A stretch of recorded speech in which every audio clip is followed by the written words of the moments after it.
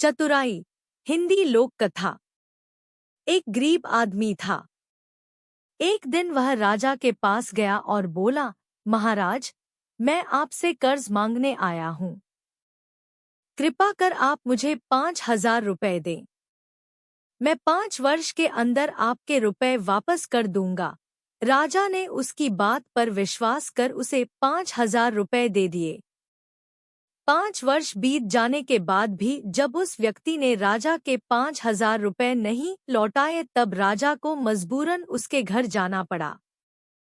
लेकिन वहां वह व्यक्ति नहीं मिला। जब भी राजा वहां जाता बहाना बनाकर उसे वापस भेज दिया जाता। एक दिन फिर राजा उस व्यक्ति के घर गया। वहां और कोई तो नहीं दिखा, एक छोटी लड़की बैठी थी। राजा ने उसी से पूछा, तुम्हारे पिताजी कहाँ हैं? लड़की बोली, पिताजी स्वर्ग का पानी रोकने गए हैं। राजा ने फिर पूछा, तुम्हारा भाई कहाँ है? लड़की बोली, बिना झगड़ा के झगड़ा करने गए हैं। राजा के समझ में एक भी बात नहीं आ रही थी। इसलिए वह फिर पूछता है, तुम्हारी माँ कहाँ है? लड़की बोली, माँ 1 से 2 करने गई है। राजा उसके इनूल जुलूल जवाब से खींच गया। वह गुस्से में पूछता है, और तुम यहाँ बैठी क्या कर रही हो? लड़की हंसकर बोली, मैं घर बैठी संसार देख रही हूँ। राजा समझ गया कि लड़की उसकी किसी भी बात का सीधा जवाब नहीं देगी। इसलिए उसे अब इससे इन बातों का मतलब जानने के लिए प्यार से बतियाना पड़ेगा। राजा ने चेहरे पर प्यार से मुस्कान लाकर पूछा, बेटी, तुमने जो अभी-अभी मेरे सवालों के जवाब दिए, उनका मतलब क्या है? मैं तुम्हारी एक भी बात का मतलब नहीं समझ सका। तुम मुझे सीधे-सीधे उनका मतलब समझाओ। लड़की ने भी मुस्कराकर पूछा, अगर मैं सभी बातों का मतलब समझा दूं तो आप मुझे क्या देंगे? राजा के मन में सारी बातों को जानने की तीव्र उत्कंठा थी। वह बोला, जो मांगोगी वही दूंगा। तब लड़की बोली, आप मेरे पिताजी का सारा कर्ज माफ कर देंगे तो मैं आपको सारी बातों का अर्थ बता दूंगी। राजा ने कहा, ठीक है, मैं तुम्हारे पिताजी का सारा कर्ज माफ कर दूंगा। अब तो सारी बातों का अर्थ समझा दो। लड़की बोली, महाराज, आज मैं आपको सारी बातों का अर्थ नहीं समझा सकती। कृपा कर आप कल आएं। कल मैं जरूर बता दूंगी। राजा अगले दिन फिर उस व्यक्ति के घर गया। आज वहां सभी लोग मौजूद थे। वह आदमी, उसकी पत्नी, बेटा और उसकी बेटी भी। राजा को देखते ही लड़की पूछी, महाराज, आपको अपना वचन याद है ना? राजा बोला, हाँ मुझे याद है। तुम अगर सारी बातों का अर्थ बता दो तो मैं तुम्हारे पिताजी का सारा कर्ज माफ कर दूंगा। लड़की बोली, सबसे पहले मैंने यह कहा था कि पिताजी स्वर्ग का पानी रोकने गए हैं। इसका मतलब था कि वर्षा हो रही थी और हमारे घर की छत से पानी टपक रहा था।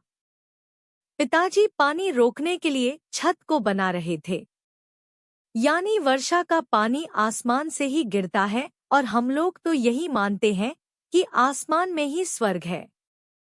बस पहली बात का अर्थ यही है। दूसरी बात मैंने कही थी कि भैया बिना झगड़ा के झगड़ा करने गए हैं। इसका मतलब था कि वे रेंगनी के कांटे को काटने गए थे। अगर कोई भी रेंगनी के कांटे को काटेगा तो उसके शरीर में जहां तहां कांटा गड़ ही जाएगा। यानी झगड़ा नहीं करने पर भी झगड़ा होगा और शरीर पर खरोंचे आएंगी। राजा उसकी बातों से सहमत हो गया। वह मन ही मन उसकी चतुराई की प्रशंसा करने लगा। उसने उत्सुकता के साथ पूछा, और तीसरी चौथी बात का मतलब बेटी? लड़की बोली, महाराज, तीसरी बात मैंने कही थी कि माँ 1 से 2 करने गई है। इसका मतलब था कि माँ अरहर दाल को पीसने यानी उसे 1 का 2 करने गई है। अगर साबुत दाल को पीसा जाए तो एक दाना का 2 भाग हो जाता है, यानी यही था 1 का 2 करना। रही चौथी बात तो उस समय मैं भात बना रही थी और उसमें से एक चावल निकाल कर देख रही थी कि भात पूरी तरह पका है कि नहीं। इसका मतलब है कि मैं एक चावल देखकर ही जान जाती कि पूरा चावल पका है कि नहीं। अर्थात चावल के संसार को मैं घर बैठी देख रही थी। यह कहकर लड़की चुप हो गई। राजा सारी बातों का अर्थ जान चुका था। उसे लड़की की बुद्धिमानी भरी बातों ने आश्चर्य में डाल दिया था। फिर राजा ने कहा, बेटी, तुम तो बहुत चतुर हो, पर एक बात समझ में नहीं आई कि यह सारी बातें तो तुम मुझे कल भी बता सकती थी, फिर तुमने मुझे आज क्यों बुलाया? लड़की हंसकर बोली, मैं तो बता ही चुकी हूँ कि कल जब आप आए थे तो मैं भात बना रही थी। अगर मैं आपको अपनी बातों का मतलब समझाने लगती तो भात गीला हो जाता या जल जाता, तो माँ मुझे जरूर पीटती। फिर घर में कल कोई भी नहीं था। अगर मैं इनको बताती कि आपने कर्ज माफ कर दिया है तो ये मेरी बात का विश्वास नहीं करते।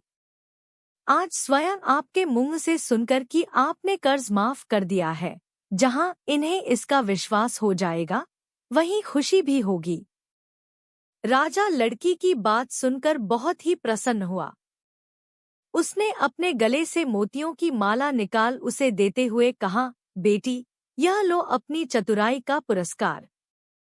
तुम्हारे पिताजी का कर्ज तो मैं माफ कर ही चुका हूँ। अब तुम्हें या तुम्हारे घरवालों को मुझसे बहाना नहीं बनाना पड़ेगा। अब तुम लोग निश्चिंत होकर रहो। अगर फिर कभी किसी चीज की जरूरत हो तो बेझिझक होकर मुझसे कहना।